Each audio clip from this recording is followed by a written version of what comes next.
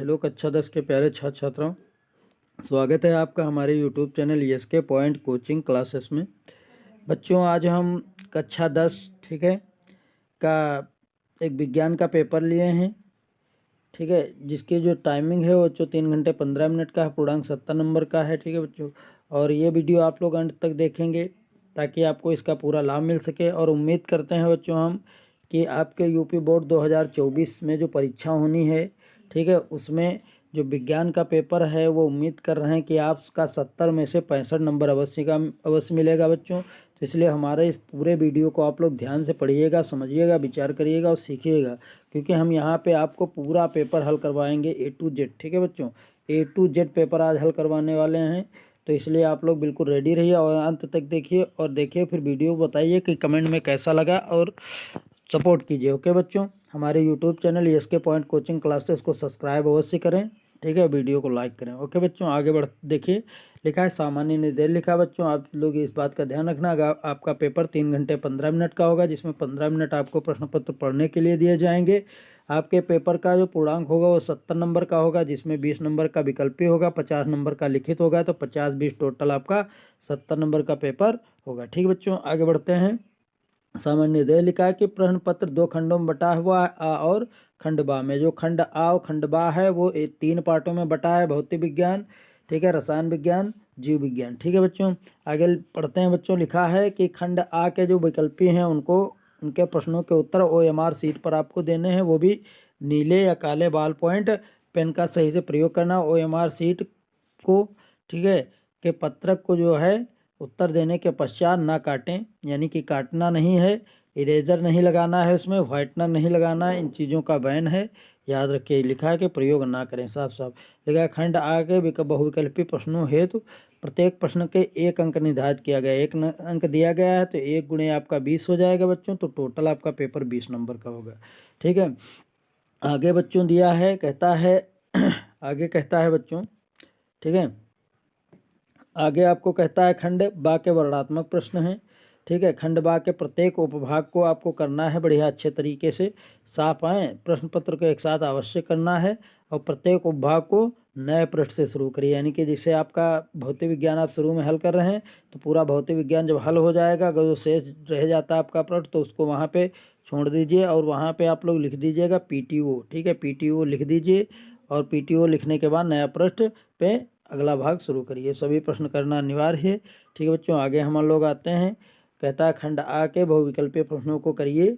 इसमें पहला उपभाग लिखा गया 1 नंबर 1 भौतिक विज्ञान। ठीक है, तो बच्चों इसका पहला है, कहता है किसी भी दर्पण में चाहे आप कितनी दूरी पर खड़े हैं, आपका प्रतिबिंब सदैव सीधा प्रतीत होता है, यानी बनता है। वो संभवतः कौन सा दर्पण हो सकता है? तो इसका राइट आंसर हो जाएगा डी बच्चों, समतल या उत्तल दोनों दर्पणों में आपका प्रतिबिंब सीधा बनता प्रतीत होता है। ठीक है बच्चों, आगे बढ़ते हैं हम लोग। कहता है किसी वस्तु का आभासी सीधा तथा बड़ा प्रतिबिंब प्राप्त करने के लिए वस्तु को उत्तल लेंस के सामने कहाँ रखना चाहिए? तो प्रकाशीय केंद्र और मुख्य फोकस के बीच में रखना चाहिए, ताकि वस्तु का आभासी सीधा और बड़ा प्रतिबिंब हमको प्राप्त हो सके। तो इसका जो राइट आंसर है बच्चों, वो हमारा डी, इसका राइट आंसर सही हो जाएगा। आगे हम लोग बढ़ते हैं बच्चों।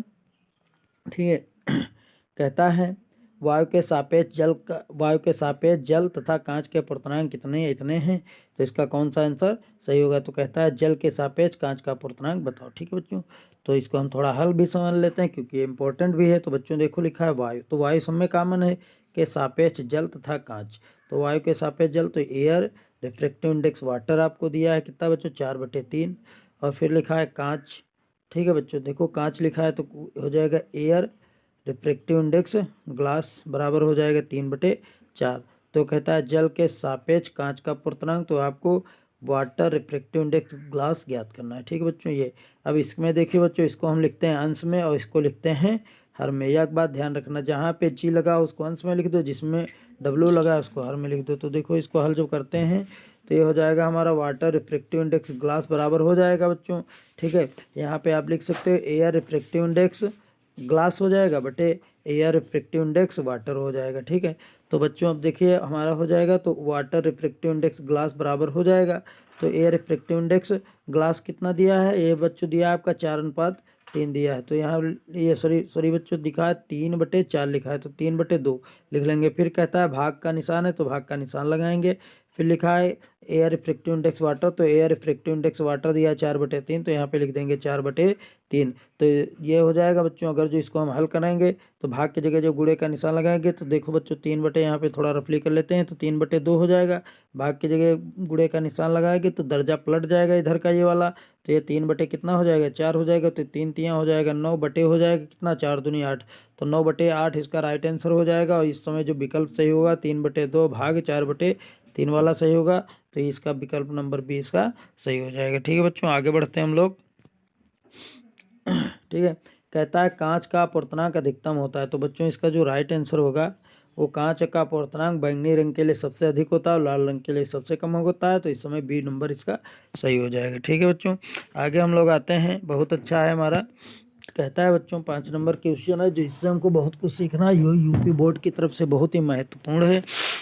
कहता है किसी विद्युत परिपथ में 4 ओम 2 ओम 4 ओम और 6 ओम के 3 प्रतिरोध लगे हैं, तो श्रेणी क्रम में जुड़े हुए हैं, इसका ध्यान रखना है बच्चों। तो प्रत्येक प्रतिरोध में 2 एम्पियर की धारा प्रवाहित हो रही है, तो कहता है बीच विभवांतर, प्रत्येक प्रतिरोध के बीच विभवांतर बताइए। ठीक है बच्चों, तो ये आपको बताना है। अब ध्यान दीजिएगा, देखिए बच्चों यहाँ पे देखो, यहाँ पे ध्यान देते हैं हम लोग, अब ध्यान दीजिएगा। तो अब जैसे देखिए बच्चों, हम लोग जानते हैं कि जो श्रेणी क्रम होता है उसमें जो विभवांतर होता है वो बच्चों, ठीक है, विभवांतर बदलता रहता है। श्रेणी क्रम में विभवांतर बदलता रहता है, और जो धारा होती है बच्चों, ठीक है, धारा आई जो होती है वो सब में नियत रहती है, यानी कि आई बराबर I1 बराबर I2 कह सकते हो बराबर I3, यानी कि धारा नियत रहती है। अब यहाँ पे बच्चों देख सकते हैं आप, एक ये प्रतिरोध दिया, एक ये दिया है, एक ये दिया, धारा दी है 2 एम्पियर दी है बच्चों। अब जब नियत रहती है तो हमारा सूत्र होता है V बराबर होता है कितना बच्चों IR, तो प्रत्येक प्रतिरोध के बीच विभवांतर बदलेगा, क्योंकि समांतर श्रेणी क्रम में विभवांतर बदलता है, धारा नियत रहती है। और जो समांतर क्रम होता है बच्चों उसमें धारा बदलती विभवांतर नियत रहता है, तो V बराबर सूत्र होता है IR। तो बच्चों अब देखिए, अब आपका जैसे V1 हम निकाल लेते हैं V1, तो V1 बराबर सूत्र हो जाएगा V कितना हो जाएगा, देखो V बराबर IR है, तो I आपका 2 हो जाएगा, R आपका 2 हो जाएगा, 2 दूनी 4। इसी तरीके से V2 निकालेंगे तो V आपका हो जाएगा 2 और I कितना हो जाएगा बच्चों 4, तो 4 दूनी 8। इसी तरीके से बच्चों हो जाएगा V3 हो जाएगा हमारा, तो I कितना हो जाएगा 2 ही, क्योंकि नियत है ना, और R कितना है बच्चों 6, तो 6 दूनी 12। ठीक है, तो देखो 12, तो यानी कि आंसर है 4 8 12। तो इसमें देखो कोई विकल्पी है 4 8 12 वाला, तो 4 8 12 वाला विकल्पी नंबर 20 का ए नंबर इसका सही हो जाएगा। 4 8 12 इसका ए नंबर विकल्प सही हो जाएगा। ठीक बच्चों, तो ये आपका विकल्प सही हो जाएगा। आगे बढ़ते हैं बच्चों हम। कहता है हमारा, कहता है कि एक गतिमान आवेशित कण करता है, ठीक है, क्या उत्पन्न करता है, तो गतिमान आवेशित कण जो होता है बच्चों वो कहता है एक चुंबकीय क्षेत्र है, केवल चुंबकीय क्षेत्र व विद्युत क्षेत्र दोनों, तो इसका जो राइट आंसर सी हो जाएगा वो बिल्कुल बच्चों सही हो जाएगा। ठीक है, आगे बढ़ते हैं हम लोग। कहता है एक विद्युत धारावाही चालक के कारण उत्पन्न चुंबकीय क्षेत्र की दिशा ज्ञात करने के लिए आप किस नियम का प्रयोग करते हैं, तो फ्लेमिंग के दाएं हाथ के नियम के अनुसार। ठीक बच्चों, फ्लेमिंग के दाएं हाथ के नियम के अनुसार इस नियम का पालन होता है, तो इसलिए इसका 7वें का आंसर जो हो जाएगा ए इसका राइट हो जाएगा। ठीक है बच्चों, तो आपने पहला उपभाग इसका हल कर लिया। दूसरा उपभाग है आ का, ठीक है, कहता है पहले दूसरा यानी रसायन विज्ञान है आपका, और रसायन विज्ञान का पहला प्रश्न दिया है, यानी कि क्वेश्चन नंबर वैसे 8 है भौतिक विज्ञान को जोड़ करके। तो लिखा है कि क्षार धातुएं होती है, तो क्षार धातुएं होती हैं जो लिथियम सोडियम पोटेशियम ये सब आपकी क्षार धातुएं होती है, तो इसका बी नंबर सही हो जाएगा। ठीक है, आगे बढ़ते हैं बच्चों। ठीक है, यहाँ पे आप लोग देख सकते हैं, कहता है केवल कैल्शियम फास्फेट का रासायनिक सूत्र है, तो कैल्शियम फास्फेट का रासायनिक सूत्र होता है Ca3PO4 का होल 2 है, तो इसका जो राइट आंसर है सी इसका राइट आंसर हो जाएगा। ठीक है बच्चों, आगे बढ़ते हैं। ठीक है, आगे बढ़ते हैं हम लोग। कहता है ब्यूटेनोन का क्रियात्मक समूह है, तो थोड़ा हम सर्च कर लेते हैं यहाँ पे बच्चों। जैसे जहाँ पे ये बांड CHO लिखा है, इसका अनुलग्न जो होता है बच्चों अल होता है, ठीक है, और ये एल्डिहाइड होता है, तो ये हो नहीं सकता, पहला नहीं होगा। दूसरा होता है बच्चों, ठीक है, सी नंबर में OH लगा है, तो OH का मतलब होता है बच्चों ऑल, तो ये भी नहीं हो सकता, ये अल्कोहली समूह है। हाँ ठीक है, तो बच्चों ये भी नहीं होगा, ये भी नहीं होगा, ये भी नहीं होगा, तो इसका जो राइट आंसर जाना चाहिए वो राइट आंसर क्या हो जाएगा बच्चों, इसका राइट आंसर हो जाएगा बांड CO। क्यों बांड CO हो जाएगा? बांड C, ठीक है, ठीक है, यानी कि ये हो जाएगा आपका बच्चों, ठीक है, यानी कि बांड C डबल बांड हो, यानी कि ये हो जाएगा, क्योंकि इसका संलग्न जो होता है वो ओन होता है और ये कीटोनिक समूह है, तो इसमें आवाज़ बच्चों आ रही है ब्यूटेनोन की, तो ओन की आवाज़ इसमें आ रही है, इसीलिए इसका जो राइट आंसर हो जाएगा वो हमारा राइट आंसर क्या हो जाएगा बच्चों? ये B नंबर इसका राइट हो जाएगा, ठीक है, B नंबर इसका राइट हो जाएगा आंसर, ठीक है, इसका B नंबर राइट आंसर हो जाएगा। ब्यूटेनोन का क्रियात्मक समूह B नंबर इसका राइट हो जाएगा, ठीक है। आगे बढ़ते हैं बच्चों, ठीक है, ये आपके विकल्प नंबर 11 का क्वेश्चन है, ठीक है, इसको हम लोग सीखेंगे। तो ये बच्चों देखो कह रहा है प्रोपेन, ठीक है, कह रहा है प्रोपेन का आणविक सूत्र इतना है, कहता है C3H8 है, तो इसमें मतलब इसमें 10 सहसंयोजक बंध हैं, 7 सहसंयोजक बंध हैं, 8 हैं, 9 हैं, इस तरीके से आपका विकल्प दिया है। तो हम लोग देख लेते हैं कितने होते हैं, ठीक बच्चों। तो C3H8 दिया है, तो C3H8 का जब हम संरचना बनाते हैं तो देखिए संरचना बनता है हमारा C3H8 है, तो इसको जब बनाएंगे तो बच्चों हो जाएगा हमारा CH3 हो जाएगा, बांड हो जाएगा CH2 हो जाएगा, बांड CH3 हो जाएगा। अब इसको हम संरचना मेन में करेंगे बच्चों, तो हो जाएगा C, बांड हो जाएगा H, बांड हो जाएगा H, बांड हो जाएगा H, ठीक है बच्चों, इस तरीके से हो जाएगा। फिर बांड C हो जाएगा, बांड आपका C हो जाएगा, बांड ऊपर एक H हो जाएगा, एक H ये हो जाएगा, एक यहाँ पे H हो जाएगा और एक ये हो जाएगा H, एक H हो जाएगा, ठीक है। तो बच्चों देखो 1 2 3 और 4 5 6 7 8 9 10, ठीक है। तो इस तरीके से देखो बच्चों 10 बांड हुए, तो इसका जो राइट आंसर हो जाएगा वो A के साथ जाना चाहिए, तो 10 साथ संयोजक आबंध होंगे, तो इसका सही विकल्प हो जाएगा। आगे बढ़ते हैं बच्चों, कहता है एस्टिल एल्डिहाइड का IUPAC नेम है। तो बच्चों देखो एल्डिहाइड अभी आया तो मैंने बताया एल्डिहाइड का जो सूत्र होता है वो CHO होता है, उसका संलग्न होता है अल, तो जिसमें अल लगा होगा वही इसका राइट आंसर। तो जैसे इसका देखो एथेनॉल ऑल की आवाज़ आ रही तो ये नहीं हो सकता, एथीन इन की आवाज़ आ रही तो नहीं हो सकता, एथाइन आइन की आवाज़ आ रही तो ये नहीं हो सकता। तो इसका जो राइट आंसर होगा बच्चों वो एथेनल का एथेनल ही हो जाएगा। क्यों एस्टिल एल्डिहाइड का? क्योंकि इसमें अल की आवाज़ आ रही है, ठीक है बच्चों। अगला है क्वेश्चन, कहता है जर्मन सिल्वर में कौन सी धातु नहीं होती? तो जो जर्मन सिल्वर होता है उसमें सिल्वर धातु नहीं होती, इसका इसीलिए इसका जो राइट आंसर हो जाएगा वो C हो जाएगा, ठीक है। जर्मन सिल्वर में सिल्वर धातु नहीं होती है, ठीक है बच्चों। अगला है बच्चों उपभाग, कहता है 3, जीव विज्ञान है, बहुत अच्छा है, जीव विज्ञान हमको सीखना है, पढ़ना है, समझना है, तो ठीक है। तो जीव विज्ञान है बच्चों, तो इसका हम लोग पढ़ते हैं, ठीक है। लिखा है मूत्र का निर्माण होता है, तो मूत्र का निर्माण कहाँ होता है बच्चों? वृक्क में, यही इसका राइट आंसर है, बाकी ये सब गलत हैं, ठीक है। फिर आगे बढ़ते हैं बच्चों, कहता है निम्नलिखित में से कौन सा रोग यौन संचरित है, यानी कि यौन से संबंधित है? सिफिलिस, ये सही है बच्चों, सिफिलिस यौन संचरित रोग है, तो ये सही है, ठीक है बच्चों। फिर कहता है HIV एड्स, ये भी यौन संबंधित रोग है, ठीक है। गोनोरिया सुजाक, ये भी यौन संबंधित रोग है। तो इसमें कहता है कौन सा यौन संबंधित रोग नहीं है? तो वो है हेपेटाइटिस, ठीक है बच्चों।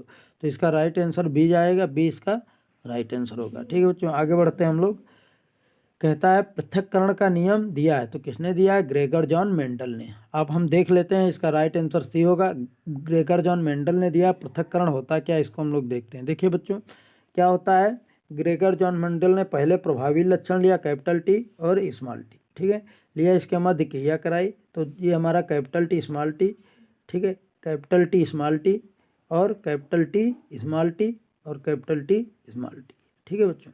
तो इस तरीके से एक प्रभावी लिया, एक अप्रभावी लिया, क्रिया कराया, तो सारे प्रभावी लक्षण नजर आए, अप्रभावी लक्षण नजर नहीं आए प्रथम पीढ़ी यफोन में। अब यफोन की क्रिया फिर कराई, यानी कि कैपिटल T ले लिया, स्मॉल t ले लिया, कैपिटल T ले लिया, स्मॉल t ले लिया, ठीक बच्चों।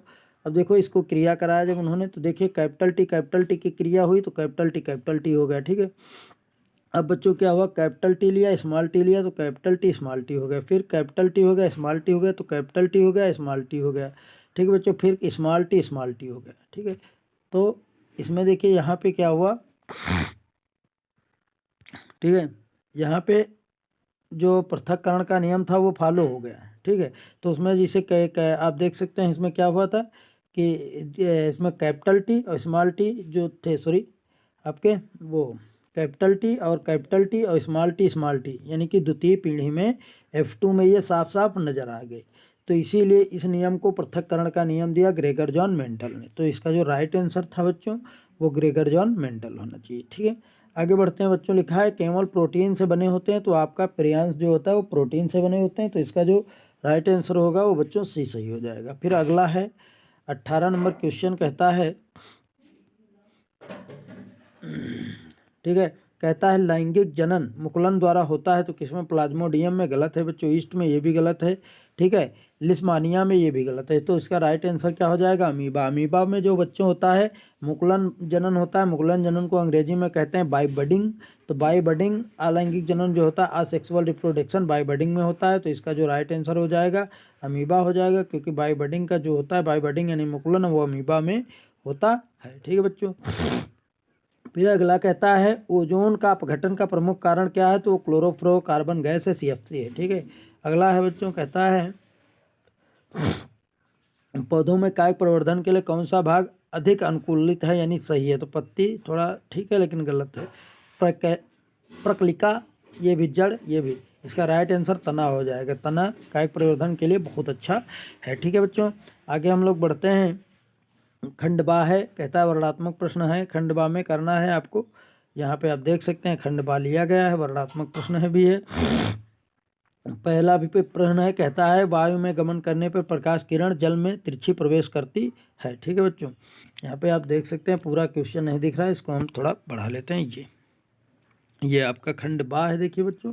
ठीक है, यहाँ पे इसको सेट कर लेते हैं। ये आपका खंडबा है और इसको वर्णात्मक है यानी लिखना है इसको। उसका पहला भाग है आपका, ठीक है, भौतिक विज्ञान मैंने बताया है। जो बहुविकल्पी में भी 3 भाग होंगे, इसमें भी जिसके 3 ही भाग होंगे। तो इसका जो पहला प्रश्न है, कहता है वायु में गमन करने वाली प्रकाश किरण जल में तिरछी प्रवेश करती है तो क्या है? प्रकाश किरण अभिलंब की ओर झुकेगी अथवा अभिलंब से दूर हटेगी। तो बच्चों ये है, ये हमारा वायु है। इसके ऊपर वायु है, इसके नीचे जल है। ठीक है बच्चों, ये जल है और ये क्या है? वायु है। अब देखिए बच्चों, जो माध्यम की बात कर लें तो वायु वाला जो माध्यम है विरल माध्यम है, जल वाला माध्यम जो है वो सघन माध्यम है। ठीक है, तो ये सघन माध्यम है और ये विरल माध्यम है। तो अब बच्चों क्या होता है, ये मान लीजिए विलंब है, प्रकाश आ रहा है ये, तो ये विरल माध्यम में प्रकाश आ रहा है। फिर ये सघन माध्यम में जब प्रवेश करेगा तो इसको सीधा ऐसे ऐसे जाना चाहिए, तो सीधा ना जा करके विलंब की ओर झुक जाता है। तो प्रकाश की इस क्रिया को ही प्रकाश का क्या कहते हैं? परावर्तन कहते हैं। जो अगर जो प्रकाश विरल माध्यम से सघन माध्यम में आता है तो अभिलंब की ओर झुकता है, और अगर जो सघन माध्यम से विरल में आता तो अभिलंब से दूर हट जाता। सघन माध्यम से विरल में आता तो अभिलंब से दूर हटता, और विरल से सघन माध्यम में आ रहा है इसलिए अभिलंब की ओर झुक जाएगा। तो इसको जो राइट आंसर है बच्चों, तो अभिलंब की ओर झुकेगा। ये कहता है कि क्या होगा इसके साथ, तो प्रकाश किरण जो होगी वो अभिलंब की ओर झुक जाएगी। ठीक है बच्चों, अभिलंब की ओर झुक जाएगी, यही इसका राइट आंसर होगा। कारण यही कारण है जो मैंने बताया कि प्रकाश सघन माध्यम से विरल माध्यम में प्रवेश करता है तो अभिलंब की ओर झुक जाता है। क्यों? क्योंकि कारण इसका क्या है? कारण ये है बच्चों, वायु का जो अपवर्तनांक है, वायु का अपवर्तनांक और जल के अपवर्तनांक से कम है, यानी कि जल का अपवर्तनांक सबसे ज़्यादा है, वायु का अपवर्तनांक कम है, यानी कि ये दोनों माध्यमों में। यही कहता है कि कारण बताओ, तो यही कारण है क्योंकि जल का अपवर्तनांक ज़्यादा है, वायु का अपवर्तनांक कम है, क्योंकि जल जो है अधिक सघन है और वायु विरल है, इसीलिए जल का अपवर्तनांक अधिक है और वायु का अपवर्तनांक कम है, इसलिए प्रकाश विलंब की ओर झुक जाएगा। बस ठीक है बच्चों, आगे बढ़ते हैं। हमारा कहता है प्रकाश, क्या कहता है बच्चों, यहाँ पे आप समझ सकते हैं। यहाँ पे देखिए बहुत अच्छा क्वेश्चन दिया है। कहता है प्रकाश वायु से अपवर्तनांक दे रखा है, अपवर्तनांक की कांच की प्लेट में प्रवेश करता है, कांच में प्रकाश की चाल ज्ञात कीजिए। ठीक है बच्चों, वेलासिटी ऑफ ग्लास आपको ज्ञात करना है। तो निर्वात में प्रकाश की चाल आपको c बराबर दे रखा है 3 × 10⁸ मीटर प्रति सेकेंड। तो इसको हल करते हैं। तो बच्चों देखिए सूत्र होता है हमारा, ठीक है, आप लोग देख सकते हैं।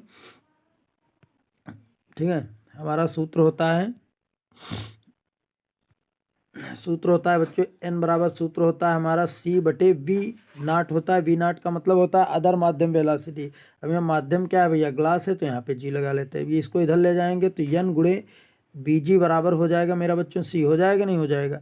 तो अब देखिए इसको हम थोड़ा सही कर लेते हैं। तो अब देखिए यहाँ पे आप हो जाएगा आपका Vg बराबर सूत्र बन गया जाता। C का मान कितना दिया है? C का मान दिया 3 × 10⁸। तो 3 × 10 की पावर कितना हो जाएगा बच्चों? 8 हो जाएगा, बटे हो जाएगा n का मान कितना दिया है? 1.5। 1.5 दशमलव के बाद जीरो का कोई मतलब नहीं है, तो दशमलव उठाएंगे ऊपर जीरो बढ़ जाएगा। 15 का 15 दूना 30 हो जाएगा। तो हमारा वेलासिटी ऑफ ग्लास जो आएगा वो कितना आ जाएगा, 2 × 10⁸ मीटर प्रति सेकंड इसका राइट आंसर हो जाएगा। तो ये आपका हल हो गया। ठीक है बच्चों, अगला है क्वेश्चन, कहता है कि फोकस दूरी 16 सेंटीमीटर, अवतल दर्पण दिया इसलिए माइनस का सब कुछ हो जाएगा। तो बच्चों यहाँ पे देख सकते हैं, यानी कि अब बराबर आपका 16 सेंटीमीटर दिया है, वो भी माइनस का 16 सेंटीमीटर, ठीक है, माइनस का। आगे क्या कहता है, 8 सेंटीमीटर की दूरी पर रखी एक वस्तु, तो वस्तु को यू से लिखते हैं, ये भी माइनस का 8 सेंटीमीटर हो जाएगा। 8 सेंटीमीटर की दूरी पर रखे 16 सेंटीमीटर फोकस दूरी के एक अवतल दर्पण के सामने 8 सेंटीमीटर दूरी पर एक वस्तु रखी है, तो उपयुक्त कहता है किरण आरेख बनाओ तथा प्रतिबिंब की स्थिति बताओ। ठीक है, वी ज्ञात करो और किरण आरेख बनाओ। तो ये देखिए बच्चों, इसको हल करते हैं हम लोग। तो देखिए हमारा सूत्र होता है बच्चों, 1/f बराबर होता है 1/v + 1/u। तो ये फार्मूला लगाएंगे यहाँ पे। अब देखिए बच्चों, यहाँ पे क्या करते हैं, ये फार्मूला हो जाएगा। तो 1/f की जगह कितना रख देंगे, माइनस का बच्चों 16 दिया तो माइनस का 16 रख देंगे, बराबर 1/v की जगह कितना रखेंगे, v की जगह v ज्ञात करना है, प्लस 1/u की जगह माइनस का 8 रख देंगे। अब देखिए बच्चों, माइनस प्लस माइनस हो जाएगा, तो हमारा माइनस का 1/16 हो जाएगा। ठीक है, बराबर हो जाएगा हमारा 1/v हो जाएगा, माइनस प्लस माइनस का हो जाएगा 1/8। ठीक है, अब देखिए बच्चों, माइनस का इसको उधर जब पक्षांतर करेंगे तो प्लस का हो जाएगा। तो हमारा देखो ये हो जाएगा, माइनस का 1/16 हो जाएगा और प्लस का 1/8 हो जाएगा, बराबर हो जाएगा 1/v हो जाएगा। अब देखो बच्चों, 2 से ऊपर गुणा कर देंगे, 2 से नीचे गुणा कर देंगे, तो हर बराबर हो जाएगा, तो सबके बटे हो जाएगा 16, ऊपर हो जाएगा माइनस का 1 और प्लस का कितना हो जाएगा, 2 हो जाएगा बच्चों, 2 × 2 बराबर हो जाएगा 1/v। 2 में से प्लस के 2 में से 1 जाएगा, तो हमारा बचेगा जो बच्चों, वो बचेगा हमारा कितना बचेगा, यानी कि 1 बचेगा 16 बराबर हो जाएगा 1/v। तो v बराबर हमारा कितना आ जाएगा बच्चों, v बराबर दर्जा पलट देंगे तो 16 सेंटीमीटर। तो यही आपका आंसर कहता था कि प्रतिबिंब की स्थिति बताओ, तो प्रतिबिंब की स्थिति 16 सेंटीमीटर दूर आएगी। और प्रतिबिंब बनेगा कैसा बच्चों, प्रतिबिंब होगा आभासी। कैसा बनेगा बच्चों, आभासी बनेगा, क्योंकि वस्तु की दूरी आ गई है प्लस में। अब जब प्लस में आई है प्रतिबिंब की दूरी, तो इसका मतलब है प्रतिबिंब आभासी बनेगा, वो भी सीधा बनेगा। ठीक है, कैसा बनेगा बच्चों, सीधा प्रतिबिंब बनेगा, इस बात का याद रखना है। अब आगे बढ़ते हैं, तो कहता है बच्चों किरण आरेख बनाओ। तो जिसे आप लोग जानते हो, अवतल दर्पण में क्या होता है, अवतल दर्पण में जो उभरा हुआ सिरा होता है, जिसे ये देख लिए, ये उभरा हुआ सिरा है, तो इसका अंदर जो धंसा हुआ सिरा होता है ये, ठीक है, उभरा हुआ सिरा चिकना होता है, उसके अवतल वाले यानी कि उभरे हुए सिरे से परावर्तन की क्रिया होती है। ठीक है, तो बच्चों जैसे ये प्रकाश किरण आएगा, इसमें प्रवेश करेगा, तो ये क्या करेगा, ये यानी कि वस्तु जो होगी, वो वस्तु कहाँ रखी होनी चाहिए, वस्तु ये प्रकाशिक केंद्र सी है और ये ध्रुव है। ठीक है, सॉरी, और ये फोकस है, तो फोकस और ध्रुव के बीच में यहाँ पे वस्तु रखी होनी चाहिए। अवश्य प्रकाश जब जाएगा तो जाएगा और टकरा करके उसी माध्यम में वापस लौट आएगा। ठीक है, तो ये ऐसा लगेगा बच्चों कि प्रकाश आ रहा है, जब प्रकाश आ रहा है तो ये कहाँ बनेंगे, प्रतिबिंब आभासी बनेंगे। और कैसे बनेंगे, ये आपको लगेगा कि दर्पण के पीछे बन रहे हैं, यहाँ पे दर्पण के पीछे बन रहे हैं। ठीक है, तो इस तरीके से इसका चित्र बनेगा। जो प्रतिबिंब होगा वो आभासी होगा बच्चों, क्योंकि प्लस की आई है दूरी, और सीधा होगा, क्योंकि आभासी और सीधा उत्तल दर्पण में ही बनता है, लेकिन यहाँ पे दूरी प्लस की आई है, इसलिए ऐसा प्रतिबिंब बनेगा। ठीक है बच्चों, तो ये आपका ठीक है। अगला हम आगे, मतलब इतना हल हो चुका, आगे बढ़ते हैं हम लोग। यहाँ पे ये देख सकते हैं, ये आपके प्रश्न लिए गए, ये आपका प्रश्न है, देख सकते हैं बच्चों। ठीक है, तो ये आपका दूसरा प्रश्न है। तीसरा प्रश्न है भौतिक विज्ञान का, कहता है दो प्रतिरोध श्रेणी क्रम में जोड़े गए तो उनका तुल्य प्रतिरोध 25 ओम है, समांतर क्रम में जोड़े गए तो 4 ओम है, तो प्रतिरोध ज्ञात करो। तो मान लिए बच्चों मैंने R1 व R2 दो प्रतिरोध हैं, मान लिया मैंने। ठीक है, R1 R2 दो प्रतिरोध हो गए। अब देखिए बच्चों, R1 R2 दो प्रतिरोध हो गए। अब आगे बढ़ते हैं, देखिए तो कहता है उनको श्रेणी क्रम में जोड़ा गया तो R1 + R2 बराबर हो गया 25 ओम। ठीक है बच्चों, ये आपका हो गया। और फिर कहता है समांतर क्रम में जब जोड़ा जाता है तो 1/R1 हो जाएगा प्लस 1/R2 हो जाएगा। जब कहता है जोड़ा जाता है तो 1/4 हो जाता है, तो 1/4 कर लेंगे। ठीक है, ओम हो गया। अब थोड़ा इसको इक्वेशन नंबर 1 मान लेंगे और आगे बढ़ते हैं। ठीक बच्चों, देखो यहाँ पे हो जाएगा हमारा, तो देखिए बच्चों यहाँ पे हो जाएगा, तो त्रियक गुणा कर देंगे तो ये 1/R1 हो जाएगा प्लस 1/R2 हो जाएगा। ठीक है, बराबर 1/4 हो जाएगा। अब देखिए यहाँ पे त्रियक गुणा करेंगे तो हमारा हो जाएगा ऊपर R2 + R1। ठीक है, और बटे हो जाएगा R1 डॉट R2 हो जाएगा, बराबर हमारा कितना हो जाएगा, 1/4 4। तो देखो इसका टोटल मान दिया है, यानी R2 प्लस R1 कह लो या R1 प्लस R2 कह लो, 25। कितना दिया है बच्चों? 25। तो हो जाएगा 25 बटे हो जाएगा R1 डॉट R2 बराबर 1/4 हो जाएगा। कैंची की गुणा कर देंगे तो 25 चक्कू 100 हो जाएगा। ठीक है बच्चों, तो 25 चक्कू कितना हो जाएगा? 100। ठीक, तो 25 चक्कू 100 हो जाएगा, तो यानी कि R1 गुणे R2 बराबर हमारा कितना हो जाएगा बच्चों? 100 हो जाएगा। 25 चक्कू 100 हो जाएगा। अब समीकरण फर्स्ट में चले जाएंगे। समीकरण फर्स्ट क्या है? R1 प्लस R2 बराबर 25 है।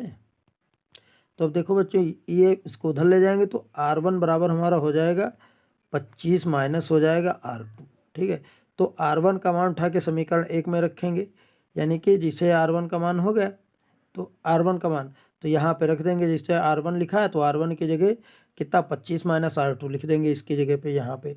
तो हम लिख देंगे बच्चों, तो हमारा हो जाएगा 25 माइनस, ठीक है बच्चों, R2 हो जाएगा और गुणे हो जाएगा R2 बराबर हो जाएगा 100। खोल देंगे तो बच्चों हमारा ये हो जाएगा 25 R2 हो जाएगा। 25 R2 माइनस हो जाएगा R2 स्क्वायर बराबर हो जाएगा 100। अब देखो इधर टोटल 0 कर लेंगे और इनको सबको उधर ले जाएंगे, पक्षांतर कर देंगे। तो जब पक्षांतर करेंगे बच्चों तो हमारा ये हो जाएगा, ठीक है, हमारा हो जाएगा 0 बराबर हो जाएगा, 0 बराबर हो जाएगा 100। ठीक है, माइनस का हो जाएगा 25 R2 और प्लस का हो जाएगा कितना बच्चों? R2 square. ठीक है, तो ये बच गया। तो जब बन गया तो अब इसको हल करेंगे तो ये हमारा हो जाएगा बच्चों, देखिए ये हमारा हो जाएगा R2 स्क्वायर माइनस का 25 R2 और प्लस का 100 बराबर 0 हो जाएगा। तो अब इसको हल करेंगे बच्चों तो R2 स्क्वायर हो जाएगा, माइनस का 20 R2 कर लेंगे, माइनस का 5 R कर लेंगे R2, और प्लस का हो जाएगा 20 गुणे 5 कर लेंगे, बराबर कर लेंगे 0। ठीक है बच्चों, आगे बढ़ते हैं। अब देखो R2 मैंने ले लिया कॉमन। अब R2 मैंने कॉमन ले लिया तो हमारा बचा क्या है बच्चों? बचा है हमारा R2 माइनस 20, यही तो बचा है। माइनस का 5 ले लेंगे कॉमन तो हमारा माइनस तो हो जाए बच्चों, देखो हमारा 5 तो कॉमन ले लिया तो हमारा बचा क्या है? R2 माइनस प्लस माइनस हो जाएगा और 5 भी सही हम तो 20 हो जाएगा, ब्रैकेट बंद हो जाएगा। अब ये कॉमन हो जाएंगे बच्चों। ठीक है, तो ये हो जाएगा आपका R2 माइनस 20 हो जाएगा कॉमन। तो हमारा बचेगा क्या बच्चों? बचेगा R2 माइनस 5 बराबर हो जाएगा 0, ये आ जाएगा। अब देखो बच्चों इसको हल करेंगे तो जब हम मान लेंगे कि R2 माइनस 20 बराबर 0 हो जाएगा तो हमारा R2 बराबर जो आएगा बच्चों 20 हो जाएगा। अब R2 का मान उठा के समीकरण 1 में रख देंगे। तो जब 1 में रखोगे समीकरण में तो बच्चों देखिए, जब समीकरण 1 में रखोगे R2 का मान तो समीकरण 1 क्या है तुम्हारा? समीकरण 1 है R1 प्लस R2 बराबर कितना है? 25 ही तो है बच्चों, 25। अब देखो यहाँ पे हम मान लीजिए R2 का मान 20 रख दिए तो 20 हो गया। तो ये हो गया R1 प्लस 20 बराबर 25। अब ये प्लस का उधर ले जाएंगे तो R1 बराबर कितना हो जाएगा? 25 माइनस हो जाएगा 20 बराबर हो जाएगा 5। ठीक है बच्चों, तो आपके दोनों आंसर आ गए। कहने का मतलब ये है R1 बराबर आ गया आपका 5 ओम, ठीक है, और R2 बराबर आपका आ गया 20 ओम। तो ये दोनों आंसर हो गए। वो उल्टा भी लिख सकते हो, R1 को आप लिख सकते हो 20 ओम, R2 को 25 ओम। तो दोनों प्रतिरोधों का मान टोटल 25 ओम हो जाएगा। ठीक बच्चों, तो ये आपका सवाल लग गया। अगला है बच्चों, कहता है 2 चालक तार हैं। ठीक है, एक चालक तार है जिसमें 2 मीटर लंबा है, 10 एम्पियर की धारा बह रही है और 2 वेबर प्रति मीटर स्क्वायर। ये इन्वर्स लगा है, तो इन्वर्स 2 का मतलब होता है बटे स्क्वायर में। ठीक है, तो चुंबकीय क्षेत्र में रखा है तो चालक पर लगने वाले बल का मान ज्ञात कीजिए। यह ज्ञात करना है। शर्त दे रखी है थीटा बराबर 1 में दे रखा है 0 और 1 में दे रखा है थीटा बराबर 90 अंश और 1 में दे रखा है थीटा बराबर 45 अंश। इस तरीके से आपको दे रखा है, इतनी शर्तें आपको लगानी है। ठीक बच्चों, आगे हम लोग बढ़ते हैं। तो देखिए यहाँ पे आपको दे रखा है यल बराबर, तो यहाँ पे सूत्र होता है एफ बराबर सूत्र होता है IBL होता है बच्चों, IBL साइन थीटा, ये हमारा फार्मूला होता है। तो एफ बराबर हो गया बच्चों, आई का मान हो गया कितना 2 गुणे बी का मान कितना हो गया, ठीक है, बी का मान हो गया 2 गुणे यल का मान, सॉरी 1 मिनट बच्चों 1 मिनट, यानी कि एफ बराबर हो जाएगा आई। तो आई का मान कितना हो गया बच्चों? आई का मान हो गया, ठीक है, देखिए 10 एम्पियर। ठीक है, 10 गुणे बी का मान 2 गुणे एल का मान 2 गुणे साइन 90 का मान समांतर है ना तो 0 और साइन 0 का मान 0, इसलिए टोटल F बराबर क्या हो जाएगा 0, तो 0 न्यूटन। पहली शर्त का आंसर 0 न्यूटन आ जाएगा। दूसरी शर्त कहता है बच्चों, कहता है F बराबर लगाओगे तो I 10 हो जाएगा, ठीक है, और B कितना हो जाएगा 2, और L कितना हो जाएगा 2 गुणे हो जाएगा साइन, ठीक है, और थीटा का मान 90, और साइन 90 का मान होता है बच्चों 1, तो बाकी 2 दूनी 4, तो 10 चक्कू 40, तो 40 गुणे हो जाएगा 1 F बराबर, तो F बराबर जो आपका राइट आंसर आएगा बच्चों 40 न्यूटन हो जाएगा पहली दूसरी शर्त का, ठीक है बच्चों, दूसरी शर्त आपका 40 न्यूटन आएगा।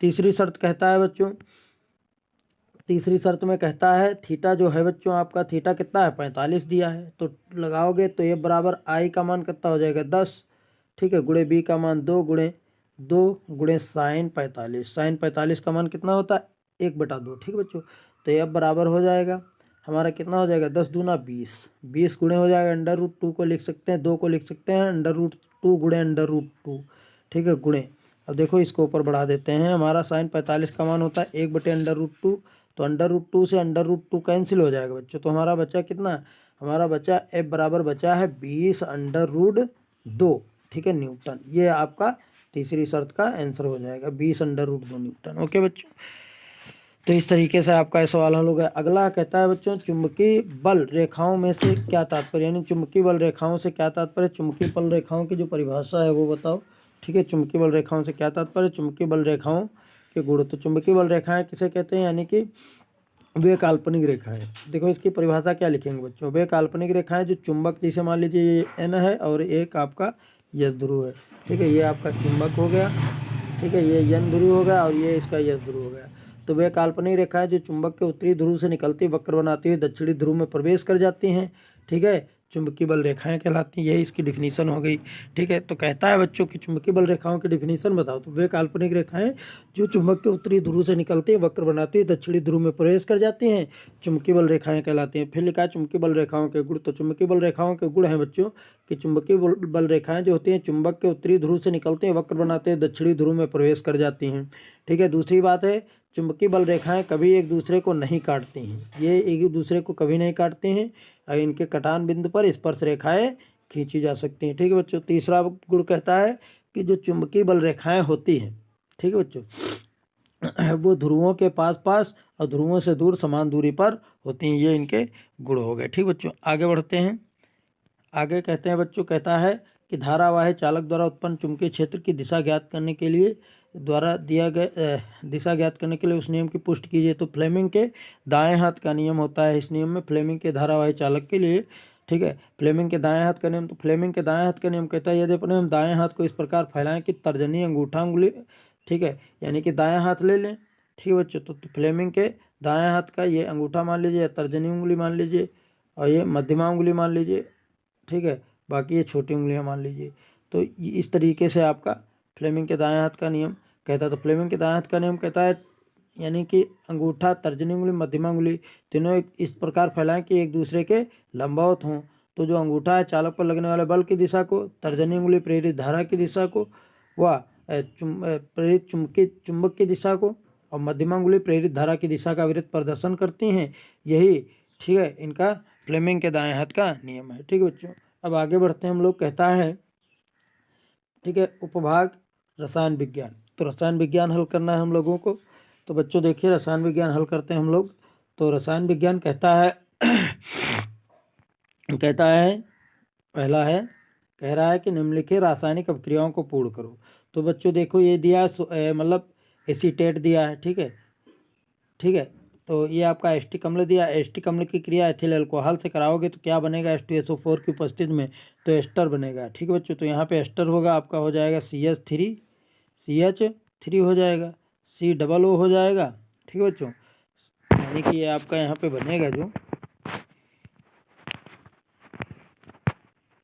ठीक है, यहाँ पे जो बनेगा वो आपका बनेगा, देखो बच्चों बनेगा CH3 COO, ठीक है, C2H5, ठीक है, C2H5 + H2O, यानी कि आपका एस्टर बन जाएगा, ठीक है बच्चों। तो यानी कि ये आपकी रिएक्शन थी,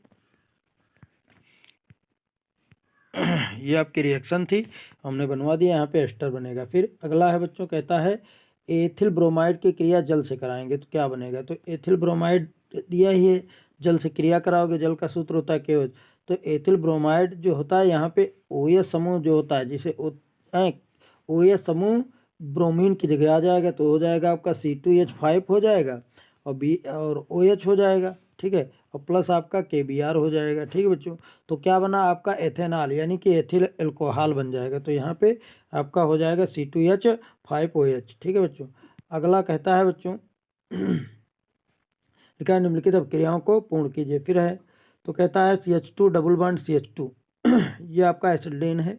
तो कहता है ओजोन से क्रिया कराओगे तो क्या बनेगा, तो जो ओजोन से क्रिया कराएंगे तो ओजोनाइजर करण हो जाएगा, ओजोनीकरण हो जाएगा। ओजोनीकरण क्या है बच्चों, ये आपका C हो जाएगा, आपका C हो जाएगा, बांड हो जाएगा, आपका बांड हो जाएगा, ये आपका O हो जाएगा, ये आपका O हो जाएगा, बांड हो जाएगा, O हो जाएगा, O हो जाएगा।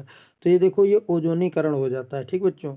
तो आपका ओजोनीकरण हो जाएगा, प्लस आपका बचेगा क्या, बचेगा आपका बच जाएगा बच्चों क्या CH, ठीक है, ये CH हो जाएगा, ये आपका CH हो जाएगा, ओजोनीकरण बन जाएगा, ठीक है बच्चों। और आपका बचेगा, ठीक है, H2O कितना बच जाएगा, H2 बच जाएगा, ठीक है बच्चों। तो इस तरीके से ओजोनीकरण हो जाएगा, ओजोनीकरण होगा बच्चों। अगला कहता है एथेनॉल की क्रिया किस उत्प्रेरक से क्रिया कराएं, जो मेथेन यहाँ पे उत्प्रेरक क्या होगा, तो यहाँ पे जो आपका बच्चों होगा वो H2SO4 हो जाएगा, H2SO4 की उपस्थिति में क्रिया कराएंगे तो एथीन प्राप्त हो जाएगी, ठीक बच्चों, एसिटिलीन, ठीक है।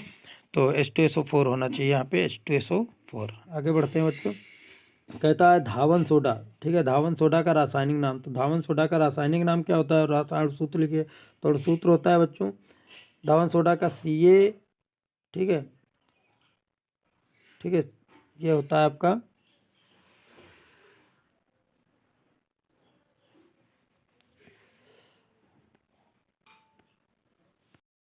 तो इसका जो बच्चों सूत्र होता है धावन सोडा का वो होता है Ca सॉरी Na, ठीक है बच्चों, Na2, ठीक है, CO3.10H2O, ठीक है, 10H2O यानी कि सोडियम कार्बोनेट डेका हाइड्रेट इसका धावन सोडा का सूत्र होता है। रासायनिक नाम होता है सोडियम कार्बोनेट डेका हाइड्रेट, ठीक है। बनाने की विधि लिखनी है, फिर लिखा आवश्यक समीकरण देते हुए निम्नलिखित धावन सोडा से बेकिंग सोडा बनाओ। तो धावन सोडा का सूत्र हमने बता ही दिया आपको बच्चों, क्या होता है Na2CO3, ठीक है, डॉट 10H2O यानी कि सोडियम कार्बोनेट डेकाहाइड्रेट। और इससे बनाना है आपको क्या है बच्चों, आपको बनाना है, ठीक है, धावन सोडा से बेकिंग सोडा। बेकिंग सोडा का सूत्र होता है NaHCO3 यानी कि सोडियम बाई कार्बोनेट आपको बनाना है, ठीक है बच्चों।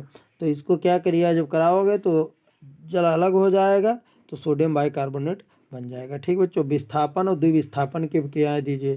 तो विस्थापन क्रिया क्या होती है, द्विविस्थापन की क्रिया क्या होती है आपको बताना है, यहाँ पे हल करना है, ठीक है बच्चों। तो देखिए यहाँ पे हम लोग करते हैं विस्थापन और द्विविस्थापन की क्रियाओं को हल करेंगे, ठीक है बच्चों।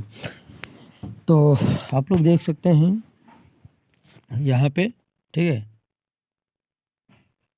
विस्थापन और द्विविस्थापन की क्रियाएं, ठीक। तो अब देखिए विस्थापन क्या होता है, यहाँ पे समझ सकते हैं। जिसे विस्थापन होता है, जिसे आपका ले लिया मैंने जिसे कैल्शियम सल्फेट, ठीक है, कॉपर सल्फेट CuSO4, इसकी क्रिया किससे करा दी है मैंने बच्चों, ठीक है, जिंक से करा दी। तो जब जिंक से कराओगे तो क्या बनेगा आपका ZnSO4 बन जाएगा, ठीक है बच्चों। और आपका अलग क्या हो जाएगा, कापर अलग हो जाएगा। तो देखो कापर विस्थापित हो गया तो ये विस्थापन अभिक्रिया कहलाएगी, समझ गए बच्चों। क्योंकि कापर की जगह जिंक ने ले ली और जिंक और कापर को और कापर को अलग कर दिया, ठीक है। तो ये विस्थापन द्विविस्थापन अभिक्रिया क्या होती है, जिसे आपका ले लेते हैं बच्चों NaOH यानी सोडियम हाइड्रोक्साइड हो गया प्लस आपका HCl हो गया। तो क्रिया कराते हैं तो देखो बच्चों जो सोडियम हाइड्रोक्साइड है क्लोरीन की जगह चला गया और हाइड्रोजन इसकी जगह पे आ गया सोडियम की जगह। तो क्रिया कराएंगे तो हमारा बनेगा NaCl प्लस H2O। तो ये हमारी द्विविस्थापन अभिक्रिया है, क्यों, क्योंकि इसमें दोनों में विस्थापन हो गया, ओके बच्चों। फिर आगे बच्चों कहता है कि निम्नलिखित अभिक्रियाओं को संतुलित करो। तो संतुलित करना है हमको, ठीक है। तो देखिए ये आपका नाइट्रिक अम्ल है, ये आपका, ठीक है, नाइट्रिक अम्ल है HNO3, और ये कैल्शियम हाइड्रोक्साइड है CaOH का वोल्टेज। तो ये कैल्शियम नाइट्रेट बना है और जल बना है। तो इसको बैलेंस करना है। तो देखो बैलेंस करने के लिए क्या करते हैं बच्चों, ध्यान देते हैं। देखो यहाँ पे नाइट्रोजन कितना है, 2 है। यहाँ पे कितना है, 2। देखो वोल्टेज लगा है तो 2 नाइट्रोजन है। ऑक्सीजन कितना है, 3 दूनी 6 और 1 7। और इधर कितना है, 2 ऑक्सीजन है, 2 3 5 6। ठीक है, तो हमको बैलेंस करके लाना कितना है, 7। तो अब बच्चों ध्यान दीजिए, जिससे हम यहाँ पे अगर जो 2 लगा दें, ध्यान दीजिए, देखिए यहाँ पे अगर हम 2 लगा दें तो 2 लगा देंगे तो हमारा हो जाएगा, जब 2 लगा देते हैं तो 2 3 दूनी 6, यानी कि 6 ऑक्सीजन हो जाएगा। प्लस अब देखो 6 2 8 हो गया। यहाँ ऑक्सीजन कितना है, यहाँ ऑक्सीजन है 3 दूनी 6 और 1 7। तो यहाँ 2 लगा लेते हैं, तो 2 जब लगा लेंगे तो देखो हमारा ऑक्सीजन बैलेंस हो गया। प्लस अब देखते हैं क्या बचते हैं, ऑक्सीजन बैलेंस। अब हाइड्रोजन देख लेते हैं बच्चों। हाइड्रोजन 2 और 2 4 है, यहाँ पे 4 है, हाइड्रोजन बैलेंस है। कैल्शियम 1 है तो कैल्शियम 1 है। ठीक है, और नाइट्रोजन 2 है तो नाइट्रोजन 2। तो इस तरीके से ये अपक्रिया हमारी बैलेंस हो गई। यहाँ पे आप 2 लगा लेंगे, यहाँ पे 2 लगा दीजिए, गुणा कर दीजिए, बस बैलेंस। ठीक है, अगली बच्चों है, कहता है BaCl2। ठीक है, BaCl2 यानी कि कैल्शियम बेरिलियम क्लोराइड को H2SO4 से क्रिया कराते हैं, बेरिलियम सल्फेट बनता है, HCl बनता है। तो अब जैसे इसको हमको बैलेंस करना है। ठीक है बच्चों, तो अब देखिए यहाँ पे हम ऑक्सीजन ले लेते हैं। तो ऑक्सीजन कितने हैं बच्चों, 4, और यहाँ ऑक्सीजन कितने हैं, 4, बैलेंस है। ठीक है, अब क्लोरीन यहाँ पे कितने हैं, 2, यहाँ क्लोरीन कितना है, 1। तो यहाँ पे 2 लगा देते हैं, तो 2 लगाने, 2 क्लोरीन हो गया। अब हाइड्रोजन कितना हो गया, 2। अब हाइड्रोजन कितना है, 2। अब ये बैलेंस हो गया अपक्रिया। ठीक है बच्चों, ये हमारी अपक्रिया बैलेंस है। इसी तरीके से हम अगली देखते हैं, लिखा है हमारा सोडियम, ठीक है, हाइड्रोक्साइड प्लस H2SO4, फिर सोडियम सल्फेट, फिर H2O। तो देखो सोडियम यहाँ 2 है, यहाँ पे 1 है, तो यहाँ 2 लगा लेते हैं। तो 2 लगा ले तो 2 सोडियम हो गया। ठीक है, और सल्फेट कितना है बच्चों, यहाँ पे सल्फेट 1 है तो सल्फेट 1 है। हाइड्रोजन कितना है, 2 है, तो हाइड्रोजन यहाँ पे कितना है, 2 और 2 4। तो यहाँ पे 2 लगा देते हैं, तो 2 लगा देंगे तो 2 हाइड्रोजन। अब आपका बैलेंस हो गया। ठीक है बच्चों, ये आपकी बैलेंस हो गया अपक्रिया। इसी तरीके से लिखा है आपका, ठीक है, कार्बन डाइऑक्साइड, फिर जल है तो ग्लूकोज बना है, ऑक्सीजन बना है, और इतना कुछ बना है। अब देखो बच्चों, यहाँ कार्बन कितना है, 6, और यहाँ कार्बन कितना है, 2 है। तो इसको बैलेंस करने के लिए हम लोग क्या करते हैं, यहाँ पे अगर 6 से गुणा कर दें तो हमारा कार्बन बैलेंस हो गया। तो कार्बन हो गया बैलेंस। अब देखो बच्चों, कार्बन बैलेंस हो गया। ऑक्सीजन 6 दूनी 12, और ऑक्सीजन कितने हैं, 6।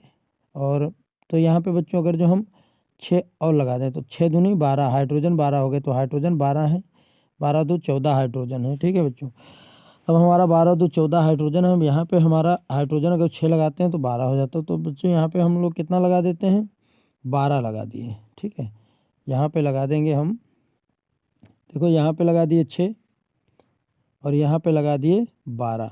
ठीक है, यहाँ पे हम देखो बच्चों, यहाँ पे लगा दिए 6, और यहाँ पे कितना लगा देंगे, 12 लगा देंगे, तो 12H2 हो जाएगा। अब देखो हाइड्रोजन 12 हो गया, 12 दूना 24, हाइड्रोजन है कितना, तो यहाँ पे 6 लगा देंगे, तो 6 दूनी 12, हाइड्रोजन 12 12 24। अब ऑक्सीजन कितना है, 12 और 6 18। तो यहाँ पे कितना ऑक्सीजन है, तो 6 है ही, और 6 12, और यहाँ पे 6 लगा देंगे।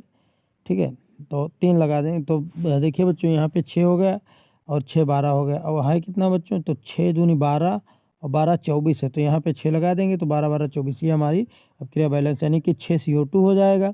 ठीक है, 12 H2O हो जाएगा, गिव्स आउट हो जाएगा C6H12O6 plus 6O2 plus 6H2O। ये इस प्रकार से अपक्रिया हमारी बैलेंस हो गया। अपक्रिया आगे अपक्रिया है कि लिखा है Cu2S, यानी कि क्यूप्रिक सल्फाइड, क्यूप्रस सल्फाइड की क्रिया ऑक्सीजन से कराएंगे तो क्यूप्रिक ऑक्साइड बनेगा, और ये SO2 बनेगा, सल्फर डाइऑक्साइड। ठीक है बच्चों, तो इसको बैलेंस करना है। तो कहता है बच्चों, देखिए यहाँ पे क्या है, तो कॉपर 2 है, यहाँ पे कॉपर 2 है। ठीक है, यहाँ पे ऑक्सीजन 2 है, यहाँ पे ऑक्सीजन 2 है, यहाँ पे सल्फर 1 है, यहाँ पे सल्फर 1 है, लेकिन यहाँ पे ऑक्सीजन 2 1 3 है, और यहाँ पे कितने हैं, यहाँ पे ऑक्सीजन 2 है, तो यहाँ पे 2 लगा लेते हैं। तो 2 लगाएं तो 2 दूनी 4, तो यहाँ पे 2 लगा दीजिए। तो जब 2 लगा दोगे तो ऑक्सीजन कितना हो जाएगा, ऑक्सीजन हो जाएगा 2 दूनी 2 ये, और 2 ये, 4 ऑक्सीजन बैलेंस हो गया। लेकिन बच्चों अब कॉपर 2 दूनी 4 है, कॉपर यहाँ पे 1 है, तो यहाँ पे 2 लगा देते हैं, तो कॉपर 2 हो गया, फिर सल्फ़र भी 2 हो गया। अब यहाँ पे सल्फ़र तो 2 हो गया, लेकिन बच्चों अब यहाँ पे सल्फ़र कितना है, 1 है, तो इसको क्या करते हैं, यहाँ पे हम भी 2 लगा देते हैं। तो 2 लगा दिए तो सल्फ़र 2 हो गया, ऑक्सीजन 2 दूनी 4। ठीक है, 4 हो गया, और 4 2 6। तो यहाँ पे हम क्या करेंगे बच्चों, बैलेंस करने के लिए यहाँ पे 3 लगाएंगे, तो 3 दूनी 6 ऑक्सीजन हो जाएगा, और यहाँ पे 2 लगाएंगे तो 2 सल्फ़र हो जाएगा, यहाँ पे 2 लगा देंगे तो 2 सल्फ़र हो जाएगा, यहाँ पे हम, ठीक है, 2 लगा देंगे तो ये भी 2 सल्फ़र हो गए, 2 कॉपर हो गए, और ऑक्सीजन 2 दूनी 4 ये हो गए और 2 दूनी 4, ठीक है। तो 4 2 6, तो 3 दूनी 6, तो ये हमारी बैलेंस हो गई 2 3 2 3, यानी कि 2 CO2 यस, ठीक है। 3 O2 gives out 2 CO2O plus 2 SO2, ठीक है। आगे बढ़ते हैं बच्चों। वो कहता है C6, ठीक है। यहाँ पे कहता है C, ठीक है, 6H12O6 gives out CO2 plus H2O। तो देखिए यहाँ पे हमारा कितना बना है, यहाँ पर बना है 6 कार्बन है, ठीक है, और 12 हाइड्रोजन है, 6 ऑक्सीजन है। तो यहाँ पे कार्बन कितना है, अगर हम 6 से गुणा कर दें तो कार्बन 6 हो गए, ऑक्सीजन 6 दूनी 12 हो गया, ठीक है। ऑक्सीजन 12 हो गया। अब यहाँ ऑक्सीजन है कितना बच्चों, ऑक्सीजन हमारा मात्र है 6, अब ऑक्सीजन यहाँ कितना हो गया 12। अब यहाँ पे हाइड्रोजन कितना है 12, तो यहाँ पे 12 लगा देते हैं। तो 12 लगा दें तो 12 दूना 24 हाइड्रोजन हो गया, और ऑक्सीजन हो गया कितना, ऑक्सीजन हो गया बच्चों हमारा हो गया कितना 12 ये, और 6 दूनी 12 12 24 ऑक्सीजन हो गया, तो 24 हो गया। तो अब बच्चों यहाँ पे जिसे हमारा प्लस कर लेते हैं, अगर जो बैलेंस करना है तो प्लस हमारा कर लेंगे कितना 12 है। तो अब जैसे इसको बैलेंस करेंगे, थोड़ा देखिए यहाँ पे साफ करेंगे, तो देखिए यहाँ पे 6 कार्बन है ही, यहाँ पे कार्बन है 1, ऑक्सीजन यहाँ पे कितना है 6, यहाँ ऑक्सीजन कितना है 3 और 1 2 1 3 है, हाइड्रोजन कितना है 2, हाइड्रोजन कितना है 6। अगर जो हम यहाँ पे 6 लगा देते हैं तो 6 दूनी 12, ठीक है, तो हाइड्रोजन 12 हो जाता है, ऑक्सीजन कितना हो जाता है, ऑक्सीजन 6 हो गया, 6 2 8 हो गया।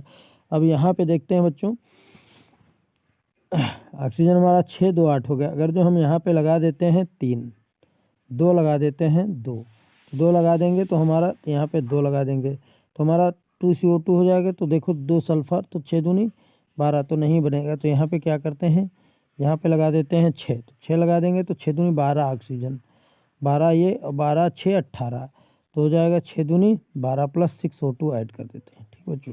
तो हमारा ये बैलेंस हो जाएगा। इसको ऐड करना पड़ेगा यहाँ पे, क्यों, क्योंकि अब देखिए यहाँ पे हमारा अगर ऐड नहीं करेंगे तो बन नहीं रहा है, क्योंकि बच्चों हमारा यहाँ पे 6 दूनी 12, यानी कि 6 दूनी 12 ऑक्सीजन ही यहाँ पे, और यहाँ पे 6 दूनी कितना हो रहा है 6 ऑक्सीजन ये है, और 6 दूनी 12 और 12 और 12 और कितना 12 3, अगर 3 O2 कर देते हैं तो 3 दूनी 6 12 6 18, यानी कि 6 दूनी 12, तो 12 और यहाँ पे कितना हो जाएगा, लेकिन बच्चों गड़बड़ है, इसको सही करते हैं हम। यहाँ पे हो जाएगा मेरा, देखो बच्चों हो जाएगा, यहाँ पे हम क्या करेंगे, इसमें 6 O2 पहले प्लस ऐड कर देंगे, 6 O2 ऐड कर देंगे, तो 6 दूनी 12 हो गया, 12 6 18 हो गया, यहाँ पे 6 लगा देंगे तो 6 दूनी 12, यानी कि 12 ऑक्सीजन ये हो गए, और 6 ये, यहाँ पे 6 लगा देंगे तो 6 2 18, और क्या है बच्चों 6 दूनी 12, तो 12 मतलब हाइड्रोजन भी बैलेंस हो जाएंगे और कार्बन भी। तो यहाँ पे 6 लगाएंगे, यहाँ पे 6 मतलब H2O लगा देंगे, और यहाँ पे 6 O2 इसके साथ और ऐड कर देंगे, तब जाके अब क्रिया हमारी संतुलित हो जाएगी, ठीक बच्चों। आगे हम लोग बढ़ते हैं, कहता है निम्नलिखित के यौगिकों का IUPAC नाम लिखिए। जैसे ये दिया हुआ है, इसका IUPAC नाम लिखना है हमको, ठीक है। तो IUPAC नाम लिखना है, तो बच्चों लिखा है CH3 CH2, ठीक है, डबल बॉन्ड, ये क्रियात्मक समूह लगा हुआ है, तो इसका IUPAC नाम लिखना है। तो IUPAC नाम क्या हो जाएगा बच्चों, जैसे इसका हम गिनती करते हैं तो 1 2 3, तो 3 कार्बन हो जाएंगे, तो 3 कार्बन हो जाएंगे। अब यहाँ पे जो बच्चों लगा हुआ है, ठीक है, ये समूह, ये हमारा COOH लगा है, ठीक है। COOH का मतलब होता है OH अम्ल। तो अब देखिए 3 कार्बन है, तो 3 कार्बन के लिए क्या हो जाएगा बच्चों, 3 कार्बन के लिए हो जाएगा प्रोप, ठीक है, तो प्रोपेनोइक अम्ल, तो इसका IUPAC नाम हो जाएगा प्रोपेनोइक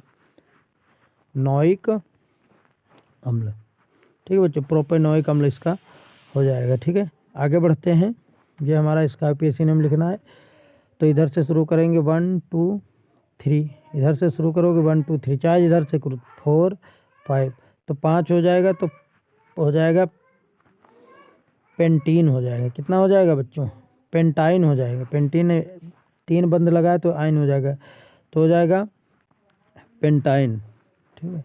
पेंटाइन लिख सकते हैं, या इसको आप और भी लिख सकते हैं, और क्या लिख सकते हैं, इसको आप लिख सकते हैं, ठीक है 3, ठीक है, पेंटीन 3 पेंटाइन, 3 पेंटाइन लिख सकते हैं, क्योंकि 3 पेंटाइन का मतलब कार्बन 3 पे मतलब ट्रिपल बॉन्ड लगा हुआ है, ठीक बच्चों। इसका IUPAC नाम लिखना है, तो यहाँ पे देखो बच्चों, ये आपका लिखा है, तो देखो ये आपका लिखा है COO COO, ठीक है। तो ये आपका हो जाएगा, देखो ये हो जाएगा CH3 हो जाएगा, COO हो जाएगा, फिर COO हो जाएगा और फिर C2H5 हो जाएगा, C2H5। तो बच्चों ये हो जाएगा 2 3 4, तो हो जाएगा ब्यूटे, ठीक है, ब्यूटेनोइक अम्ल। क्या हो जाएगा बच्चों? ब्यूटेनोइक अम्ल हो जाएगा, ठीक है। ये आपका एस्टर लगा है तो ब्यूटेनोइक अम्ल हो जाएगा इसका IUPAC में, ठीक है बच्चों। आगे बढ़ते हैं हम लोग। अगला है हमारा बच्चों, कहता है ये, यहाँ पे देख सकते हैं, सॉरी ये आपका है, इसका IUPAC नेम हमको लिखना है। तो यहाँ पे देखो बच्चों 1 2 3 कार्बन लगा है तो हो जाएगा 1 ब्रोमो। क्या हो जाएगा बच्चों? 1 ब्रोमो। ब्रोमो को आगे लगा देंगे 1 ब्रोमो, ठीक है, 1 2 3 तो हो जाएगा प्रोपेन, 1 ब्रोमो प्रोपेन, ठीक है बच्चों। इसका IUPAC नेम हो जाएगा 1 ब्रोमो प्रोपेन, ठीक है। तो इसका IUPAC नेम होगा 1 ब्रोमो प्रोपेन। इसका थोड़ा देख लेते हैं बच्चों। इसमें यहाँ पे देखिए ये जो लगा हुआ है यहाँ पे ये हमारा हो जाएगा COO, ठीक है, C2H5, ये एस्टर है ये बच्चों, और ये आपका हो जाएगा CH3, तो CH3 COO C2H5, तो H यहाँ पे लगा देंगे तो हमारा बचेगा C2, ठीक है, H4 हो जाएगा, C2H4। तो C2H4 का हो जाएगा बच्चों CH3 हो जाएगा, CH हो जाएगा, ठीक है, ठीक है। तो बच्चों ये हमारा जो हो जाएगा 1 2 2 हो जाएगा और 3 4, ठीक है। तो ब्यूटेनोइक अम्ल हो जाएगा। इसका IUPAC नेम बच्चों हो जाएगा ब्यूटेनोइक अम्ल, ब्यूटेनोइक अम्ल, ठीक है। इसका IUPAC नेम ब्यूटेनोइक अम्ल हो जाएगा, ठीक है बच्चों। आगे बढ़ते हैं हम लोग। ये देखिए ये आपका आगे, ठीक है, ये आपका अगला खंड रहा बच्चों। तो इसमें कहता है, ठीक है, ये कहता है CH3 बॉन्ड, इसका IUPAC नेम बताओ। तो देखो बच्चों 1 2 3 4, ठीक है। तो लिखेंगे 2 है और 4 है ना, तो ब्यूटेनोइक, 2 ब्यूटाइन, ठीक है बच्चों, 2 ब्यूटाइन इसका IUPAC नेम हो जाएगा, या 2 है ब्यूट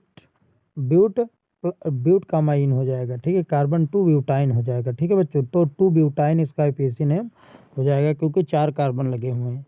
अब अगला है बच्चों ये, इसका लिखा है तो इधर से करोगे तो 1 2 3 4 5, 5 कार्बन है, ठीक है। तो 5 कार्बन है इसलिए क्या हो जाएगा? पेंट हो जाएगा, ठीक है भाई बच्चों, पेंट हो जाएगा, पेंट प्लस हो जाएगा, एक बंद लगेगा तो एन हो जाएगा, प्लस यहाँ पे जो कीटोनिक समूह लगा है ओन, तो हो जाएगा ओन, ठीक है। तो इसका IUPAC नेम हो जाएगा पेंटेनोन, ठीक है। तो अब कितने पे लगा है? 1 2, कार्बन 2 पे लिखा है तो 2 पेंटेनोन हो जाएगा इसका IUPAC नेम, 2 पेंटेनोन, ठीक है बच्चों। तो इस तरीके से होगा। फिर आपका बाखंड चालू है जीव विज्ञान। कहता ऑक्सी अनाक्सी श्वसन में अंतर बताओ, यानी कि ऑक्सी श्वसन किसे कहते हैं? ऑक्सीजन को फेफड़े तक ले जाना ऑक्सी श्वसन कहलाता। अनाक्सी श्वसन क्या होता है?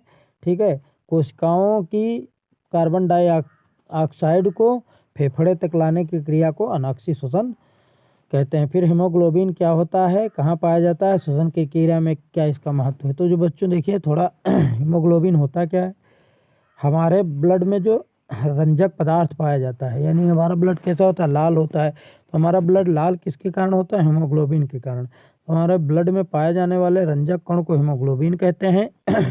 ठीक है, या कहाँ पाया जाता है? यह हमारे ब्लड में पाया जाता है, ठीक है। श्वसन क्रिया में इसका क्या महत्व है? तो श्वसन की क्रिया में महत्व यह है, हीमोग्लोबिन क्या करता है? हीमोग्लोबिन, ठीक है बच्चों, Hb ये ऑक्सीजन से क्रिया करके, ठीक है, ऑक्सी हीमोग्लोबिन में कन्वर्ट हो जाता है, HbO2 में कन्वर्ट हो जाता है। और CO2 फेफड़े में आता है तो CO2 से क्रिया करके ये क्या हो जाता है? Hb हो जाता है, प्लस CO2 से क्रिया कर लेता है बच्चों, ठीक है, तो कार्बोक्सी हीमोग्लोबिन में कन्वर्ट हो जाता है, ठीक है। तो इस तरीके से ये अपनी क्रिया ऑक्सीजन के साथ दर्शाता है, ठीक है बच्चों। आगे हम लोग बढ़ते हैं तो कहता है पादप हार्मोन्स की 4 प्रमुख विशेषताएं बताइए। ठीक है बच्चों। फिर अगला कहता है जैविक आवर्धन क्या होता है, पारितंत्र में इसके विभिन्न स्तरों की जैविक आवर्धन विशेषताएं लिखिए। फिर लिखा है बच्चों, मतलब भिन्न भिन्न भिन्नताएं लिखनी है। फिर लिखा है लिंग गुणसूत्र से आप क्या समझते हैं, मानव में लिंग निर्धारण की प्रक्रिया को समझाइए। तो बच्चों इसको आप लोग देख लीजिए क्वेश्चन नंबर 11 को। तो लिंग निर्धारण क्या होता है वे, ठीक है, गुणसूत्र जो हमारे लिंग का निर्धारण करते हैं लिंग निर्धारण कहलाता है। ये स्त्री में XX होते हैं, पुरुष में XY होते हैं। ये टोटल 42 गुणसूत्र होते हैं। इसमें जो होते हैं, ठीक है, 22 समजातीय होते हैं और एक विषम जातीय गुणसूत्र होता है। ठीक है बच्चों। 20 समजातीय होते हैं, एक विषम जातीय, तो 21 दूना 42 हो जाता है। ठीक है, 23 दूना 46 नहीं, सॉरी बच्चों देख लेना इसको, 47 होते हैं गुणसूत्र, 46 ठीक है, गुणसूत्र होते हैं बच्चों 46। ठीक है, तो ये पुरुष में कितने होते हैं, XX होते हैं, पुरुष में XX होते हैं, स्त्री में XX होते हैं, पुरुष में XY होते हैं। तो जब एक X गुणसूत्र स्त्री का X गुणसूत्र पुरुष के X गुणसूत्र से क्रिया करता है तो जो बनने वाली संतान होगी वो लड़की होगी। और जब पुरुष का X गुणसूत्र स्त्री के, यानी कि पुरुष का XY गुणसूत्र स्त्री के X गुणसूत्र से क्रिया करेगा तो बनने वाली संतान लड़का होगी। इसी तरीके से, ठीक है, लड़की हो जाएगी, इसी तरीके से क्या हो जाएगा, लड़का हो जाएगा। तो इसीलिए संतान उत्पत्ति की जो क्षमता हो जाएगी 50% हो जाएगी, जिसके कारण आज भी पुरुष और स्त्रियों का अनुपात बना हुआ है। ठीक है बच्चों, आगे हम लोग बढ़ते हैं। कहता है आवृत्तबीजी के लैंगिक जनन पर टिप्पणी कीजिए। ठीक बच्चों, तो इसको आप लोग देख लीजिएगा। तो इस तरीके से आपका विज्ञान का पेपर रहा जो आपको पूरा पढ़ाया गया। आपको कैसा लगा आप लोग कमेंट में हमें ज़रूर बताएं। और हमारे यूट्यूब चैनल, ठीक है, हमारा यूट्यूब चैनल जो है बच्चों, ठीक है, SK पॉइंट कोचिंग क्लासेस, ठीक है, को सब्सक्राइब करें और इस वीडियो को लाइक करें, कमेंट में बताएं कि आपको वीडियो कैसा लगा। ओके बच्चों, धन्यवाद।